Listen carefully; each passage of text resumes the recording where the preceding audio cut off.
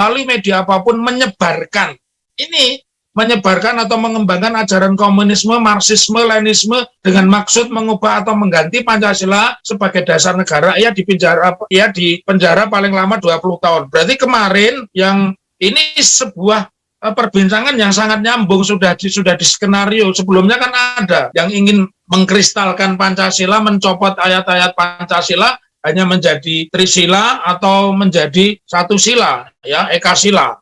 Dari fakta ini jelas kepada kita secara pidana mengembangkan, memfasilitasi, bahkan berkeinginan mengubah Pancasila itu bisa dipidana 20 tahun. Nah, terkait dengan pernyataan Andika, kita bisa lihat di pasal berikutnya, pasal 107E Ustadz Slamet. Sementara itu ini jelas ini supaya Andika mendengar ya.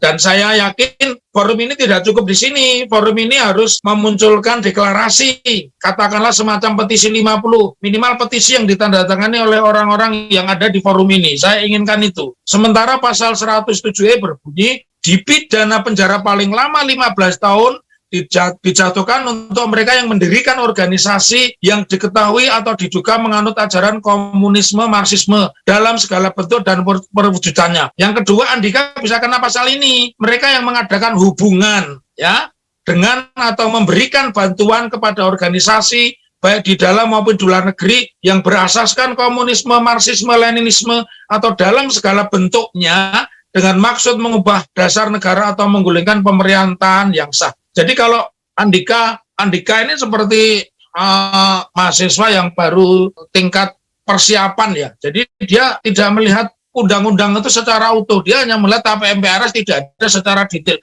Sama juga orang yang mengatakan Quran itu nggak ada, masuk masjid harus copot sepatu, kan bukan begitu tafsirnya ya. Jadi sengaja ini tulisan ini saya buat itu dengan pemahaman mereka yang merasa dirinya tentara, mereka yang merasa dirinya jenderal harus belajar banyak. Bukan berarti kalau jenderal itu tahu segalanya. Kalau ternyata ini sebuah kajian, orang yang ngomong itu saja bisa dikenakan pasal 107. Saya sepakat dengan yang lain bahwa Andika ini mestinya bicara tentang TNI. Yang saya kaji, semua orang yang pernah menjadi panglima itu bicaranya kalau bukan menata internal, bicaranya juga kaitannya dengan musuh negara. Ini sama sekali tidak bicara dengan musuh negara. Di Papua itu ada musuh negara. Bahkan 2 hari kemarin itu seorang tentara, istri dan anaknya disembelih. Dosanya apa?